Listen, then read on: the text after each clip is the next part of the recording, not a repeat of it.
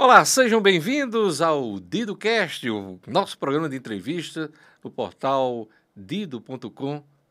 É fácil acessar, é só você colocar lá www.portaldido.com.br. Tem também o .com, hein? E coloca lá nos seus favoritos para você acompanhar o que é notícia aqui no Rio Grande do Norte, no país e também no mundo. Antes de apresentar nosso tema hoje, eu gostaria de falar dos parceiros do DidoCast, Sicoob RN, mais com escolha financeira, uma opção mais justa para cuidar do seu dinheiro. Ser Sicoob é ser dona, ser dono, participando das decisões e dos resultados da sua cooperativa. Seturne RN. Você sabia que o Circulado Campus está completando 27 anos e teve seu início na antiga Cidade do Sol, na empresa Cidade do Sol? Pois é, atualmente continuam a servir esses ônibus sem custo aos milhares de estudantes, professores e colaboradores da UFRN, utilizando o transporte com 8 ônibus nos 4 roteiros, realizando mais de 230 viagens nos dias úteis no período escolar. Um serviço das empresas de ônibus à educação do nosso estado. Mensagem do Seturne RN. E para encerrar aqui, os nossos parceiros, Senac RN. Não deixe a oportunidade de estudar um novo idioma para o ano que vem, hein? Pois é. No Senac RN, as matrículas estão abertas para você aprender inglês, espanhol, francês, alemão ou italiano. Se você ainda não é aluno do Senac, fique ligado, hein? Não perca a chance de aprender mais uma língua. Escolha estudar online, ao vivo ou presencial nas unidades do Alecrim, Zona Sul e Zona Norte. Planeje seu futuro e amplie suas oportunidades. Anota o número aí, hein? 4005.000, 4005.000. Tem também o site www.rn.senac.br. Olha, o tema deste episódio é a eleição para senador. Estamos iniciando a série de entrevistas com os candidatos ao Senado da República. Vamos apresentar nosso primeiro convidado. Rogério Simonetti Marinho, 58 anos, é economista, político de família tradicional no Rio Grande do Norte. Ele é neto do ex-deputado federal Djalma Marinho. Foi vereador de Natal, deputado federal, secretário de Estado, secretário especial da Previdência e Trabalho. Rogério também ocupou o cargo de ministro do Desenvolvimento Regional, função que lhe deu a oportunidade de tocar uma das obras mais emblemáticas no Nordeste brasileiro, a transposição das águas do Rio São Francisco. O ex-ministro faz questão de vincular sua imagem ao presidente da República, Jair Bolsonaro. Rogério Marinho é candidato ao Senado pelo Partido Liberal. Obrigado, ministro, por sua presença aqui no nosso programa, DidoCast. Ministro, e agora candidato ao Senado da República. Obrigado, Diógenes. Vamos conversar um pouco aqui sobre o Rio Grande do Norte. Pois é. Eu vou marcar o tempo, porque a gente nessa série vai fazer um tempo parecido, né, para todos os convidados. Então vamos marcar aqui 40 minutos da nossa conversa para a gente tentar abranger todos os temas. O senhor é o político mais ligado a Bolsonaro aqui no Rio Grande do Norte, né? Isso é uma coisa notória.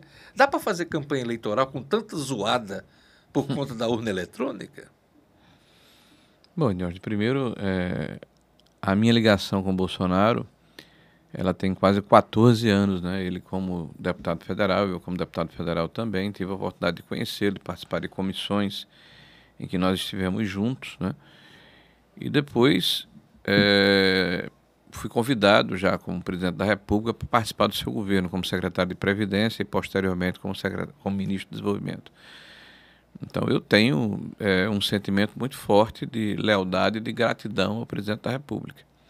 De gratidão pela oportunidade que ele me deu, né, de poder servir o meu país como ministro de Estado, que considero o cargo mais honroso na vida pública de quem a exerce, né, ao lado, evidentemente, dos cargos eletivos, né? E gratidão, e lealdade pela forma como ele se comportou comigo no exercício dessa função. Ele sempre me deu todas as condições de trabalho, permitiu que eu formasse a minha equipe, nos deu a condição de fazer o trabalho que nós fizemos e, sobretudo, o que para mim é muito importante, ele, quando me convida para ser ministro, ele me diz o seguinte, ele diz: Rogério, nós temos uma obrigação para com o Brasil de enfrentar as desigualdades regionais. E a região onde isso existe de forma mais forte é o Nordeste brasileiro. E eu queria que você abraçasse o Nordeste. E eu digo isso em todos os lugares porque foi uma frase que me marcou muito. Eu disse, presidente, eu vou abraçar o Nordeste, mas o senhor vai me permitir, eu vou dar um abraço mais forte no meu Rio Grande do Norte. E isso foi o que aconteceu, né? Nós tivemos a oportunidade de fazer um trabalho que a gente vai ter as condições de falar um pouco a respeito, né, pelo tempo do programa, que me deixa extremamente orgulhoso, né, e ao mesmo tempo com a sensação do dever cumprido e com a vontade de fazer mais, né, porque nós atacamos problemas ancestrais, levamos em consideração principalmente a necessidade de tratarmos de ações estruturantes para, ao longo dos próximos anos, retirar o Nordeste da situação em que ele se encontra, eu diria, secularmente.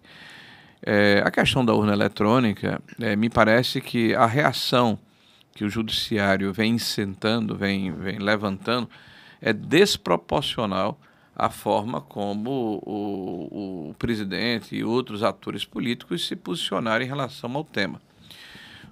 Existem apenas 3 países no mundo que têm um sistema eleitoral similar ao nosso. 3 países. E nenhum deles com a expressão do Brasil. A França, Portugal, Itália, Inglaterra, Estados Unidos, Canadá, Japão, todos eles têm cédulas, né, ou um sistema misto de computadorização que permite a auditagem dos votos após a votação. Nós somos um dos 3 países dos quase 200 do mundo que tem esse sistema. Nós sabemos, eu, você e quem está nos ouvindo aqui, está nos assistindo, que qualquer sistema eletrônico é permeável. A NASA o Pentágono os bancos gastam bilhões de reais por ano para evitar ataques hackers, né, e não conseguem evitá-los na sua totalidade. Então essa é uma realidade objetiva. O que o presidente tem dito, tem reiterado, tem pedido, tem reclamado, é a respeito da necessidade de termos transparência no processo eleitoral que interessa a todos. O que não cabe, Diógenes, é que haja a reação que existe por parte do judiciário, dos atores políticos. É normal. É normal que alguém que não concorde com a posição do presidente o contradite, né? Vá a público reclamar, fazer o contraditório, dizer que ele está se excedendo. Mas a gente escuta, a gente vê, a gente ouve, a gente assiste, né, ministros do Supremo Tribunal Federal, ministros que estão no Tribunal Superior Eleitoral, fazerem um debate político. Isso me assusta. Mas não assusta também o senhor os ataques reiterados do presidente aos membros do Poder Judiciário que o desagradam, aos políticos, aos adversários, enfim, o presidente a gente já não vem cometeu, acompanhando esses ataques claro, há 2 anos. O presidente não cometeu nenhum ato fora da Constituição. Aliás, ele deixa bem claro que vai jogar dentro das 4 linhas da Constituição. Não é o presidente que mandou prender adversários políticos. Não é o presidente que mandou desmonetizar sites de opositores que estão criticando ele. Não é o presidente que abriu, por exemplo, um inquérito de ofício, né, em que o juiz é parte, né, designa a autoridade policial que vai fazer a investigação e, no final, vai definir qual é o regramento. Não é o presidente que está se insurgindo contra a própria normativa legal, quando o próprio Ministério Público Federal pede o arquivamento do processo e o processo não é arquivado. Então nós temos um problema muito sério no Brasil, concordo com você. Agora, o presidente tem 2 alternativas. Ou ele se queda em silêncio, né? Ou ele aceita resignado essa desproporcionalidade de poderes, ou essa invasão de competências, ou ele pelo menos fala. Essa questão da urna, por exemplo, já foi pacificada pelo próprio Congresso Nacional quando votou e acabou com aquela história de voto impresso. Mas nunca houve voto impresso. Essa é uma mentira que é tão repetida que até você, que é um jornalista experiente... Não, mas voto impresso que a gente fala... Não, mas é importante deixar claro para quem está nos ouvindo. Não é o voto impresso. Antes do voto na urna, o que se pediu, o que foi votado e que foi declarado inconstitucional, para nossa surpresa, porque eu não entendi porque a inconstitucionalidade, foi que se votaria no mesmo sistema que é hoje, tá? E sem contato com este papel, haveria esse papel caracterizando o voto, o cidadão que votasse veria o papel, ele cairia numa urna e leva sabe, que só seria contabilizada se houvesse necessidade. Nunca houve voto impresso. E quando você fala que está pacificado, realmente estava pacificado, mas foi declarado inconstitucionalidade. E depois, quando iria se votar a PEC o ano passado, olha a surpresa, o ministro do Supremo Tribunal Federal e, na época, integrante do Tribunal Superior Eleitoral, vai ao parlamento fazer política, pressionar parlamentares, mudar votos, trocar pessoas dentro da comissão. Eu fico espantado como não se vê esse outro lado, só se vê um lado.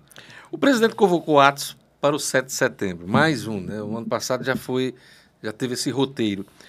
Tem subido o tom contra adversários e contra quem o considera hostil.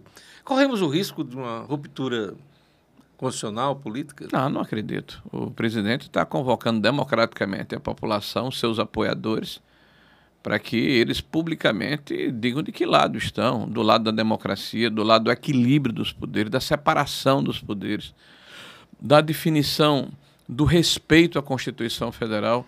Eu disse 2 vezes, vou repetir aqui no seu programa, que saudade, meu amigo Diógenes Dantas, do tempo em que os juízes falavam nos autos, né? Em que os juízes se debruçavam sobre os autos e davam a sua opinião por ocasião da elaboração das suas sentenças ou na instrução dos julgamentos. O senhor vem criticando esse ativismo judicial. Mas isso está desequilibrando o processo democrático. Uma coisa é o ex-presidente Lula, ou um deputado, ou um senador, ou um cidadão que pertence a uma organização não governamental, criticar o presidente é legítimo, está dentro do processo político, né? Fazer o embate político, mais um juiz.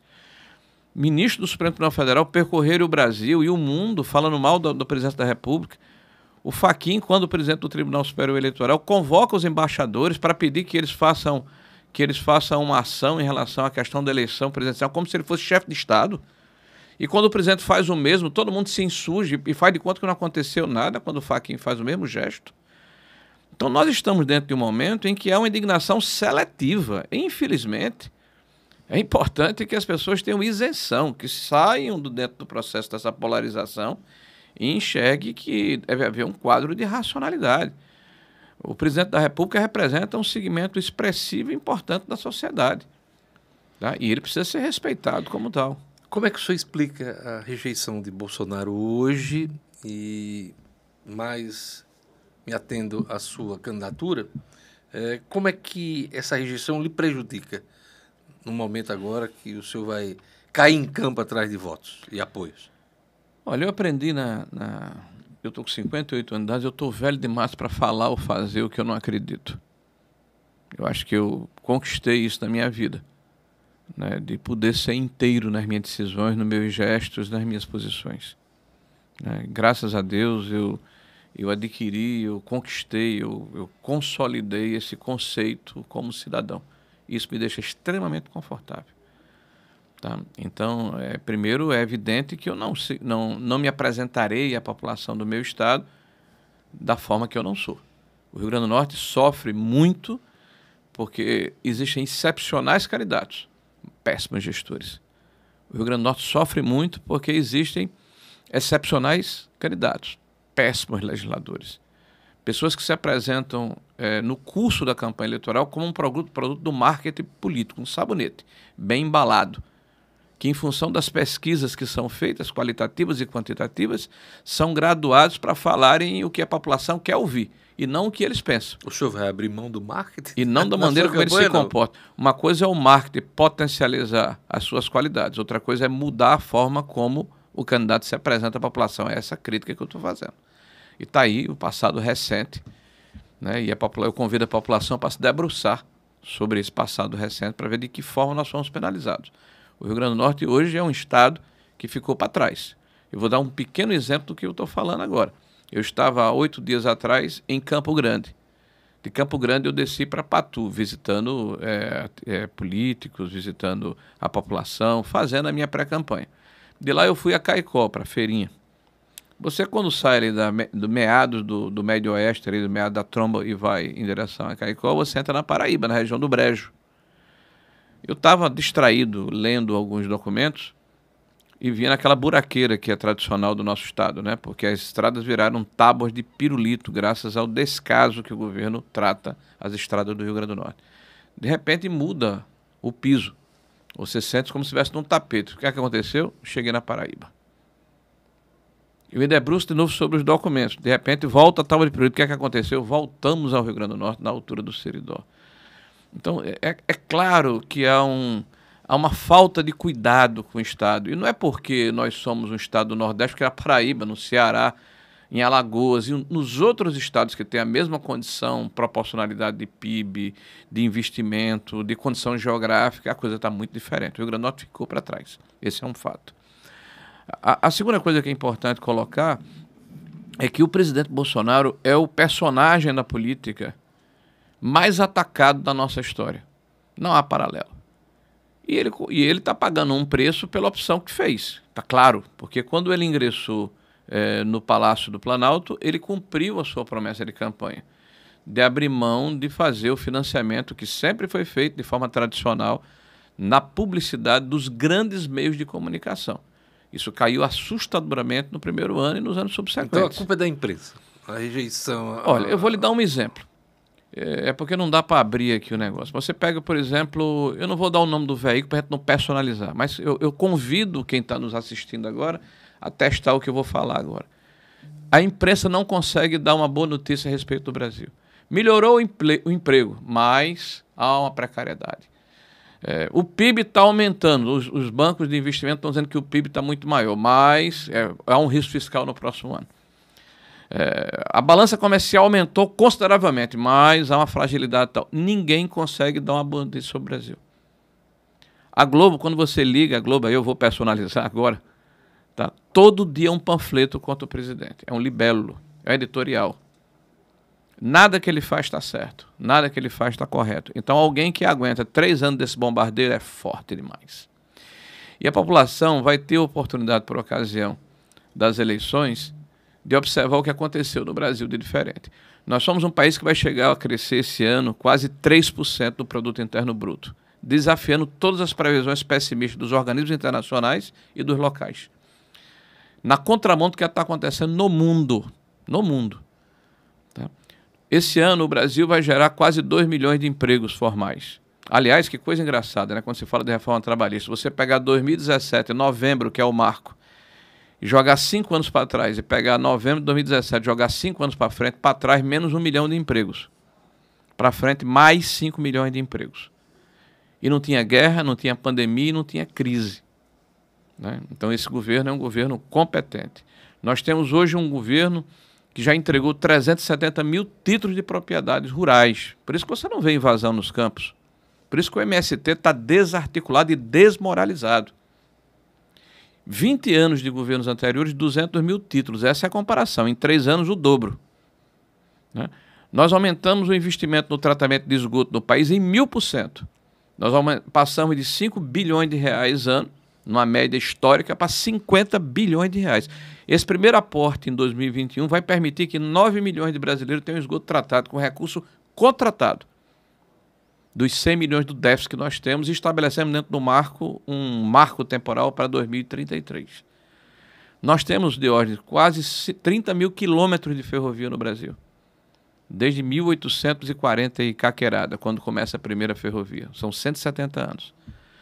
Agora, no governo Bolsonaro, mais de 23 mil quilômetros contratados em menos de 3 anos. Quer dizer, em menos de 4 anos, nós já contratamos quase a mesma coisa que foi feita em 170 anos.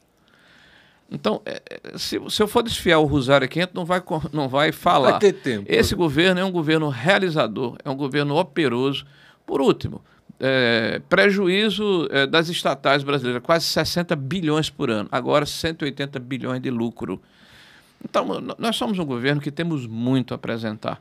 Então, não tenho porquê me envergonhar de defender esse governo. Eu não tenho porquê me esconder e não testemunhar, e não falar para as pessoas, e não provar para as pessoas de que houve uma mudança substancial no nosso país. E que voltar ao passado é um risco tão grande que está aí os vizinhos para nos demonstrar. A Venezuela, o Chile, a Colômbia, a Argentina. Então, não é esse o paralelo, nem o exemplo que eu quero para o meu país. Renato, o senhor sempre já falou aqui, se mostrou grato a Bolsonaro por ter sido convidado para ocupar o Ministério do Desenvolvimento Regional. Eu queria que o senhor falasse para o nosso telespectador, que está nos acompanhando agora, qual é a dimensão disto para um político do Rio Grande do Norte? Eu sou nordestino, né? Além de ser norte Rio Grande, sou nordestino. Eu, você, Estênio, que está aqui nos acompanhando aqui no estúdio, nós passamos a vida inteira, eu já estou com 58 anos, você próximo à minha idade, lendo livros, escutando músicas, ouvindo cordéis, poesias, relatos, né, do flagelo da seca que sempre castigou o nosso Nordeste, né? E, ao mesmo tempo, quem tem um pouco de leitura e de informação sabe que este problema foi resolvido em outros lugares.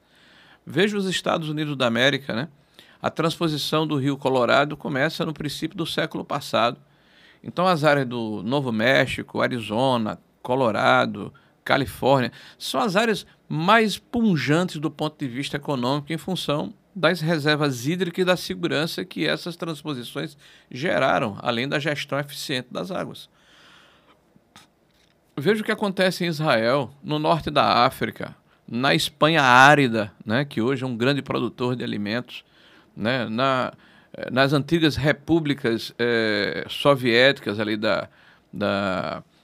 árabes, né, o Turquestão e tal. Então você tem exemplo de que isso sempre foi possível e nós nunca fizemos nada. Então, me permita aqui um pequeno passeio pelo Nordeste. Nós fomos a Alagoas e começamos o canal do Xingó, né? Uma obra esperada há 50 anos pelo povo sergipano. O canal do Xingó, com água prospectada em Paulo Afonso, vai permitir que os 2 milhões de sergipanos tenham água em qualidade e quantidade durante 70 anos. Faz 50 anos, desde João Alves, governador. Nós começamos e concluímos o trecho 4 do ramal do Sertão Alagoano.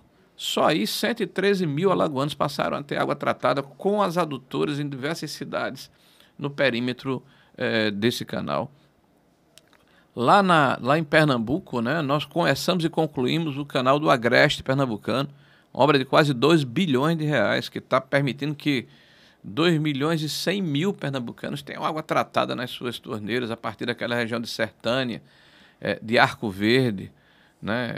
É uma região extremamente árida, né, que passa a ter uma nova perspectiva de vida, né? E eu estive lá, eu participei desses momentos todos. Diógenes, eu li Os Sertões de Euclides da Cunha, foi um livro que me marcou muito, né? Todos, né? Aquelas profecias de Antônio Conselheiro, né? Aquela luta praticamente irracional do sertanejo contra a República, né? Que não tinha nada a ver. Na verdade, eles estavam insurgindo-se contra o descaso do poder público para com os flagelados, para com os pobres, para com os fragilizados do ponto de vista social e econômico naquela época, no sertão da Bahia. Pois muito bem, fui eu que deu a ordem de serviço para o projeto executivo do Canal do Sertão Baiano, água prospectada em Juazeiro, que vai permitir que quase 2 milhões e 200 mil baianos tenham água tratada, inclusive no Arraial do Canudo, no Vaza Barris. Lembra-se do Vaza Barris, do rio Vaza Barris, das batalhas de Canudos? Então aquela profecia de Antônio Conselheiro está se transformando em realidade, que o sertão vai virar mar, né?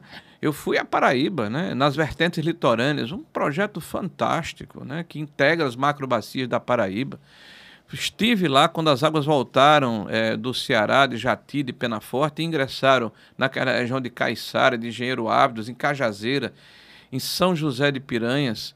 A alegria da população que recebe aquelas águas, né? Lá no Ceará, com águas que chegaram em Jati e Penaforte e que permitiram que o Castanhão, a partir do Vale do Jaguaribe, tivesse uma condição diferenciada. 4 milhões e meio de cearenses que moram ali na região metropolitana de Fortaleza.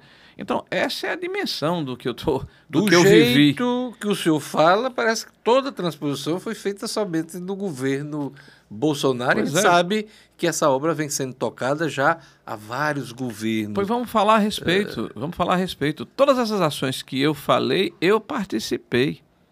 Porque quando o governo se estabeleceu em 2019, por exemplo, o ramal do Salgado, que eu iria falar ainda lá no Ceará, na região de Russas, havia sido deixado de lado O canal do Apodi, que vai permitir que toda a região oeste do estado do Rio Grande do Norte, uma obra de R$ 1 bilhão, com 34 municípios, com 50 mil hectares de perímetros irrigados, com 200 mil empregos naquela região que vai da Tromba do Elefante até o Médio Oeste, até o perímetro de Santa Cruz, lá que está abandonado desde 2006. Né? As águas que chegam ali em São José, em Jardim de Piranhas, que fazem com que Oiticica, uma obra que começou em 1952, já que você falou de obras atrasadas, na época de Getúlio Vargas, presidente da República, nós aportamos 300 milhões de reais, a obra está pronta. Falta fechar um vão de 40 metros numa parede de 1.800 metros, em função da gestão do governo do Estado, que parece que não quer terminar a obra, mas o recurso já estão no cofre do governo do Estado. E esse é um lago de 500 milhões de metros cúbicos de água que está permitindo que daqui a 15 dias nós iniciemos as obras de ordem da adutora do Seridó, do seu Seridó, que vai permitir que 24 municípios com 300 milhões de reais tenham água com regularidade, não vai mais faltar água no Seridó. As multinacionais que saíram do Vale do Açu, pela falta de regulação das cheias do Vale do Açu, vão voltar agora, já solicitaram à Agência Nacional das Águas a autorização das outorgas para darem 2.000 a 2.500 empregos agora no Vale do Açu. Aí você nos pergunta, mas Rogério, tudo isso foi feito no governo Bolsonaro? Foi. Porque quem iniciou a obra da transposição, que não tem dono, que não tem pai, que não tem patrono, pertence ao povo brasileiro. Foi o clamor da população do Crato, no Ceará, nos idos de 1840. Tem uma frase célebre de Dom Pedro, já em 1873, 72, que venderia as joias do tesouro e não queria mais assistir aquela legião de flagelados, né, de desalentados pela seca que assolava a região do Ceará. Então, o fato, Diorne, é que essa obra foi pensada, foi tratada por Dom Pedro e concluída por Jair Bolsonaro, e eles vão ter que engolir. Tá? Ministro. E veja, só para concluir esse espaço, são 16 anos. Uma obra que deveria ter terminado em 4.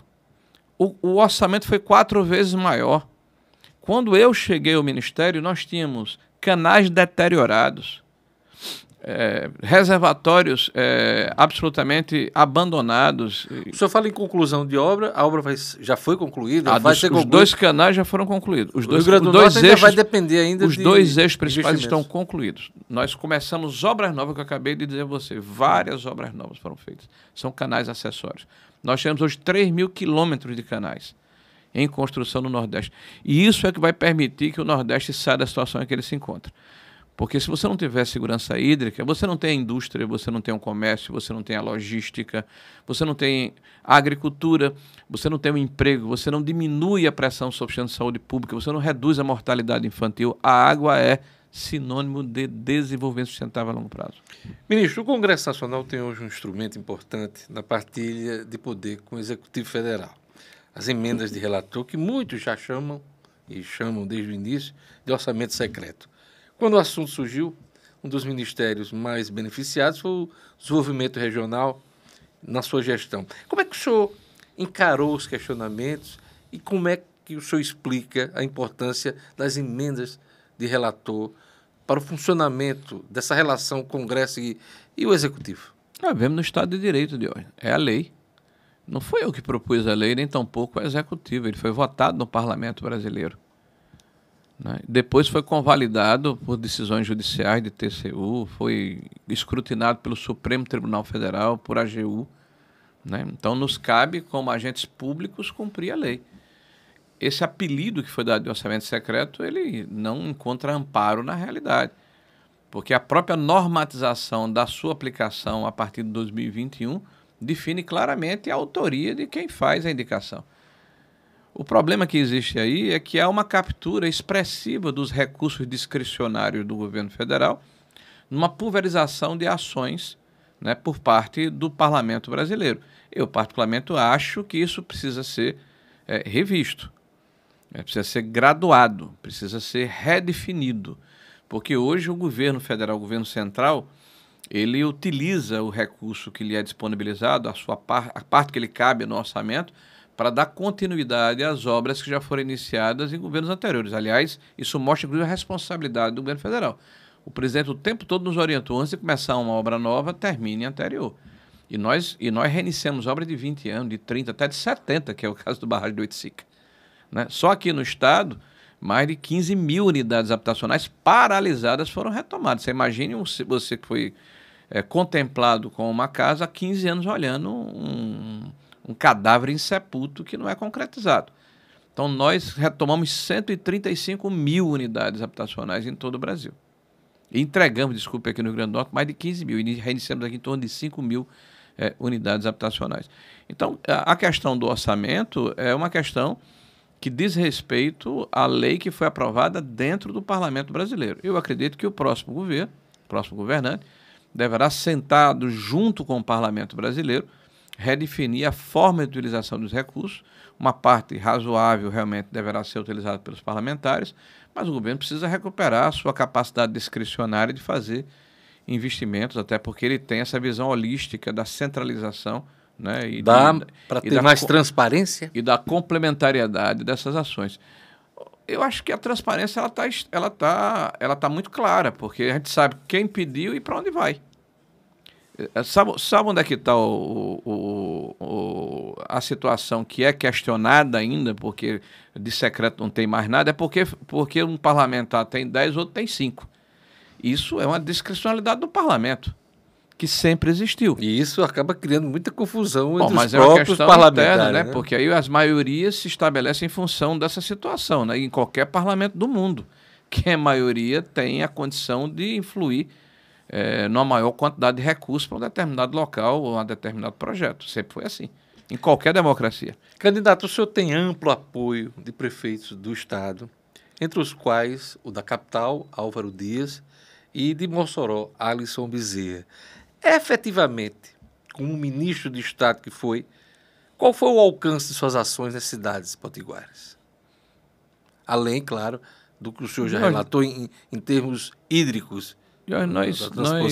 Nós trouxemos para o Estado do Rio Grande do Norte quase 3 bilhões de reais em obras e orçamento, né? E não fizemos mais nada do que justiça ao Estado do Rio Grande do Norte. Tá? Então é evidente que esse recurso não chegou completamente, mas está orçado, está licitado, está empenhado, né? Mas foram centenas de obras e de ações em todos os estados, em todos os municípios. Inclusive os municípios do PT, municípios do PSOL, município do PDT, todos os municípios do estado foram contemplados, todos, sem exceção. Então, uns mais, outros menos. Depende, inclusive, das suas necessidades. Um município como Natal necessariamente precisava de um investimento maior. Veja, por exemplo, o caso da malha ferroviária da cidade do Natal. Há 35 anos não havia investimento. Então, 90 milhões de reais investidos na ampliação da malha ferroviária. São 8, 9 quilômetros de uma linha roxa, que vai ali da altura da Ambev até o Distrito Industrial de Extremóis. Quase 15 mil norte-riograndenses trabalham naquela área. Vão passar a ter um transporte com qualidade, com regularidade, com conforto, com segurança, né?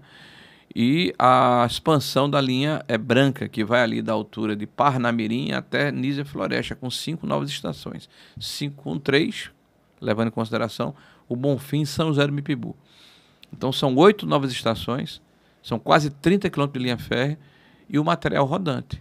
São 30 vagões, mais 3 locomotivas. Então, até o final do mês de outubro, a gente vai estar com toda essa estrutura à disposição. Hoje, para você sair da floresta e vai para Natal, você gasta R$16 e voltar.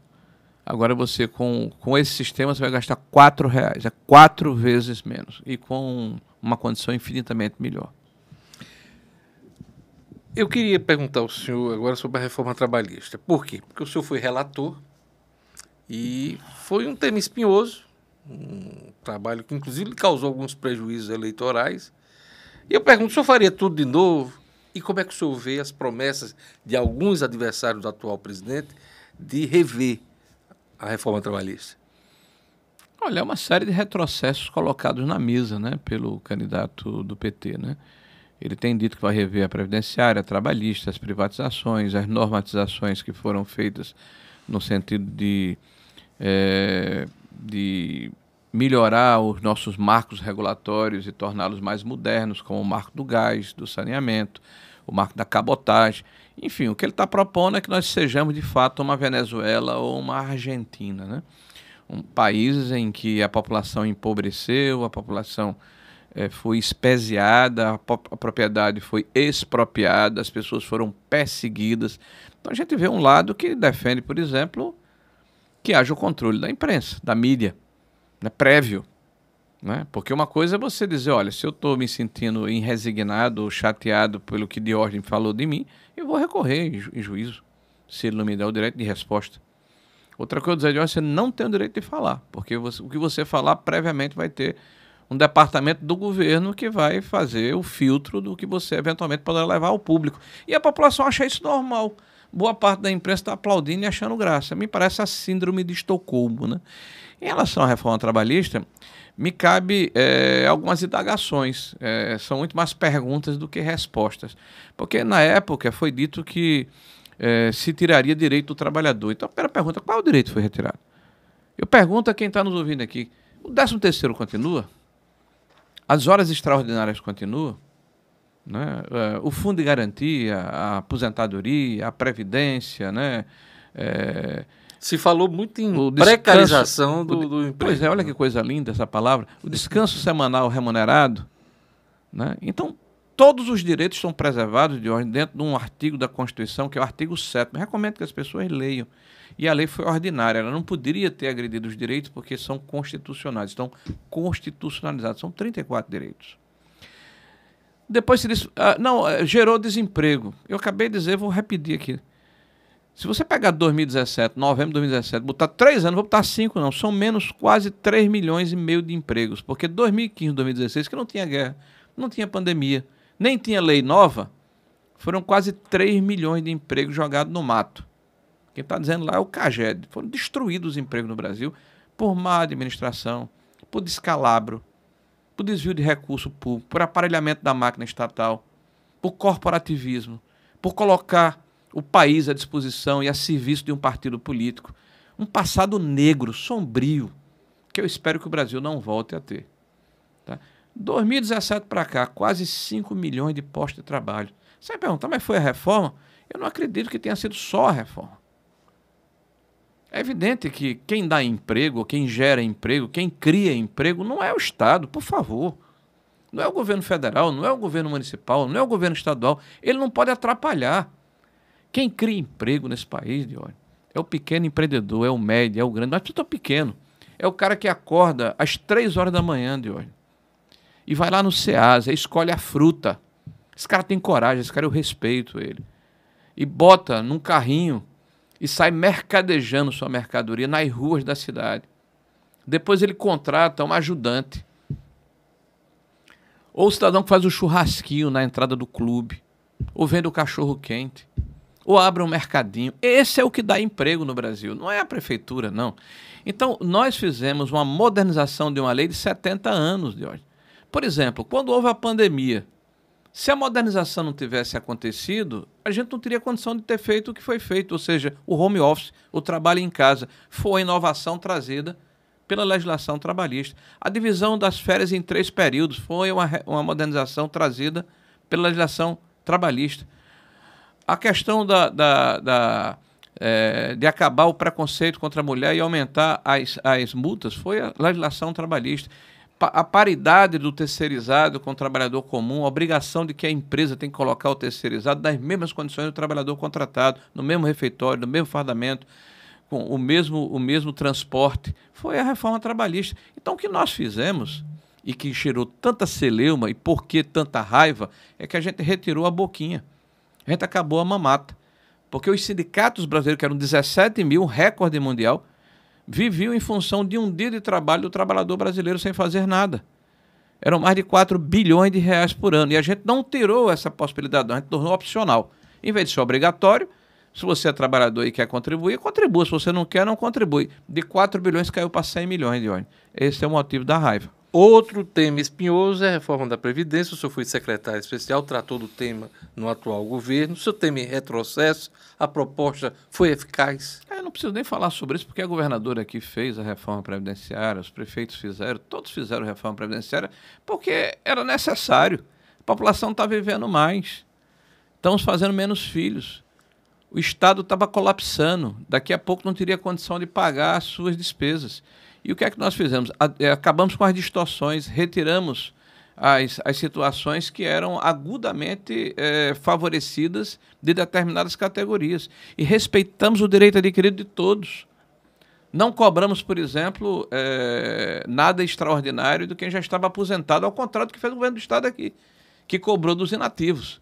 Então fizemos uma reforma justa, atacando, por exemplo, as fraudes no sistema, que só o combate às fraudes gerou mais de 275 bilhões de reais.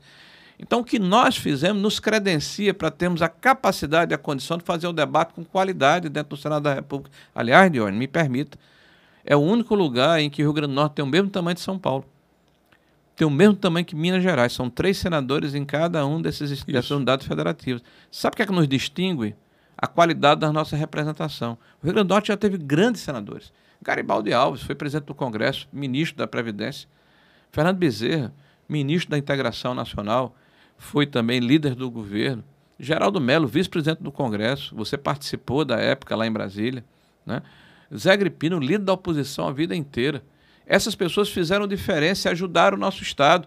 Nós estamos precisando, novamente, ter envergadura, ter estatura nessa discussão, para podermos fazer diferença a favor do Rio Grande do Norte. Nosso tempo está acabando e eu tinha mais 2 questões. Opa. E vou tentar que o senhor responda sucintamente. Primeiro, o RN perdeu a capacidade de investimento a vários governos.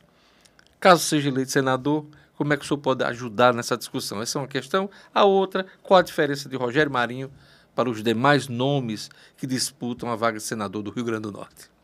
Olha, a primeira pergunta tem muito a ver com o governo do Estado, né? Eu vou apoiar o governo desde que ele queira ser apoiado, e espero que a gente tenha uma mudança de gestão no governo do Estado do Rio Grande do Norte, né, para que nós possamos fazer a parceria necessária para tirarmos o Estado do imobilismo que ele se encontra.